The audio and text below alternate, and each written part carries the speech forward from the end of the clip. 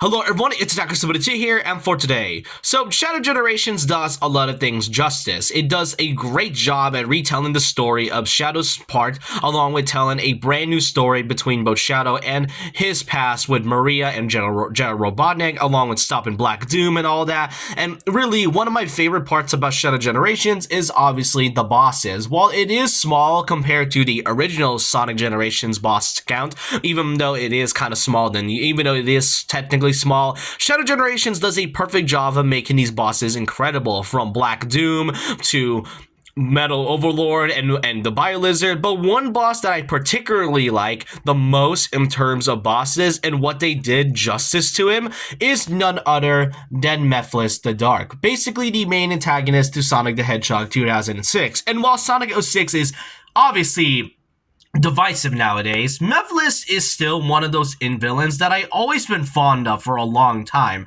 and seeing him return in Shadow Generations always felt like a shock to me. And the last time I talked about a Sonic character was mostly talking about how missed potential Infinite was in Sonic Forces. For Mephiles' case, in this video, I'm going to be talking about why Mephiles was done justice and what I dubbed this video as the desperation of Mephiles the Dark, since Shadow Generations does him really well in terms of writing and justice. So I hope you guys enjoy this, and let's go start off with basically what Mephiles was like before his appearance in Sonic and Shadow Generations.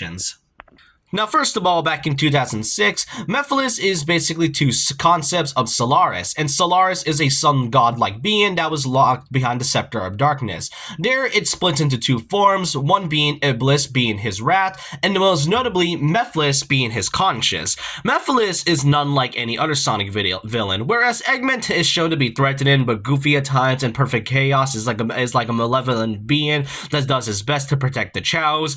Mephiles is more different. Instead, in his first appearance in Shadow Story, he takes the form of, you guessed it, Shadow the Hedgehog. And the thing that really makes Mephiles stand out in this particular moment is that he is both cunning and smart. He is always 2 steps ahead of the cast, having to persuade Silver into thinking Sonic was the reason the Iblis trigger was initiated to begin with, while Shadow was, I think, in prison for like the next 2,000 years, while Mephiles mostly reigns supreme, while Iblis is mostly, kind of going around. Well, Mephiles is the one pulling behind the strings. That's kind of what makes him such an intimidating villain. I wouldn't say intimidating, more so like a great villain to say at least. And by far, he is the only Sonic character, if not Sonic villain, to have actually killed Sonic. He is the only character in the Sonic series that, I'm not sure if I want to count the comics, in the games to be exact, to have actually killed Sonic.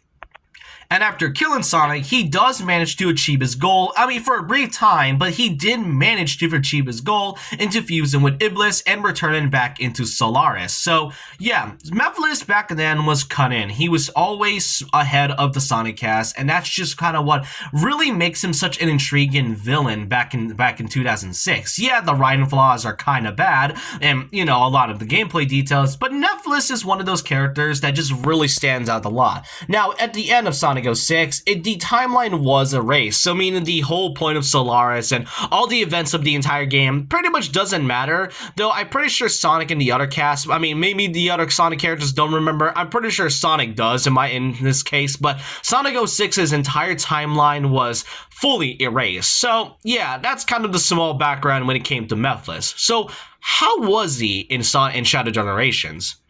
Well, first of all, throughout your playthrough in Shadow's part, you've mostly been doing your usual thing, going through past levels and future levels and, finding a few past bosses like Metal Overlord and the Biolizard. But one particular one that really stood out was when you get the Doom Morph ability. Once you've obtained the Doom Morph, you mostly go around, and then suddenly, if you're like looking around, probably doing your exploring, you suddenly find this random gate. You may have found this well occasionally, but there's like this gate that you may not be able to get past through without the Doom Morph. And this is where things get interesting. As you go inside the gate, suddenly the music change, and instead of the typical melancholy, kind of somber tone theme we hear, instead, it's a little bit more unsettling, a foreboding, threatening theme as you go inside, with the whole area being very different from the typical white space. Instead, it takes sort of the same area and environment as Dusty Dunes, which really comes from Sonic 06. And then eventually, that's when you found this boss gate. This boss gate is the most weirdest one of them all, as unlike the other past boss gates, which requires 3 keys, this one requires a total of 4 keys, which is weird, as in the original Sonic Generations boss gates, it all requires 3 keys. So the fact that this requires to have 4 keys really means that there's something that the Time Eater doesn't want to be let out. I mean, a Time Eater, a huge malevolent creature that basically destroys the fabric of time, was afraid of something that is sealed underneath this particular gate alone. So once you've gotten all those 4 keys, you are then meet up with this particular moment. And first you found this Scepter of Darkness, and then Shadow basically looks around and then surrounded by a bunch of enemies known as shadows. And then suddenly, Mephiles, as soon as he comes out of the floor, pops out and then immediately tries to kill Shadow. Like, no words, no exchanges. Mephiles just tries his best, comes out, and then basically murders Shadow. Basically attempts to. That's kind of that is really strange, or if anything, kind of unexpected, because that kind of goes to show that Mephiles is out for blood. Now, the thing that makes his Mephiles so different from the regular Mephiles, as I mentioned earlier, is that unlike the one we talked about, Mephiles in this one sounds more broken. He sounds extremely desperate. Now one thing's for certain is that he isn't voiced by Dan Green anymore, who voiced Mephiles and Knuckles in the past installments, but this one he's now voiced by Robbie Daymond, who is known for characters like Akechi from Persona 5. But aside from that small off topic, Mephiles in this one sounds way different. Instead of basically acting like the cunning, malevolent being that he is, part of Solaris, Mephiles sounds way more desperate, having to basically, tries his best to attack Shadow as best as he can. As remembered, Sonic 06's timeline was fully erased, meaning not all of the characters, maybe at least one character can remember,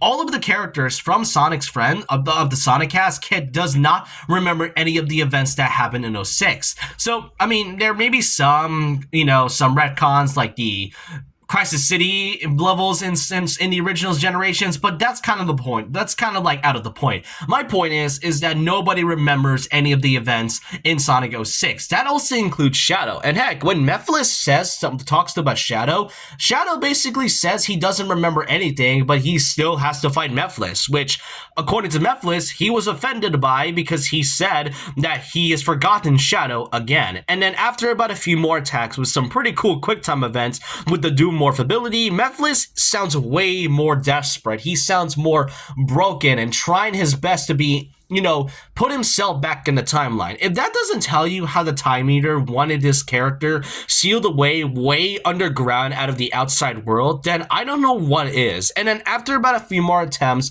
Shadow with a lot of counterattacks kicks Mephiles down all the way to the ground, and then there was this one particular line that I wouldn't really say you would feel bad for Mephiles. It's more so feel pity for him. He says he wanted to exist.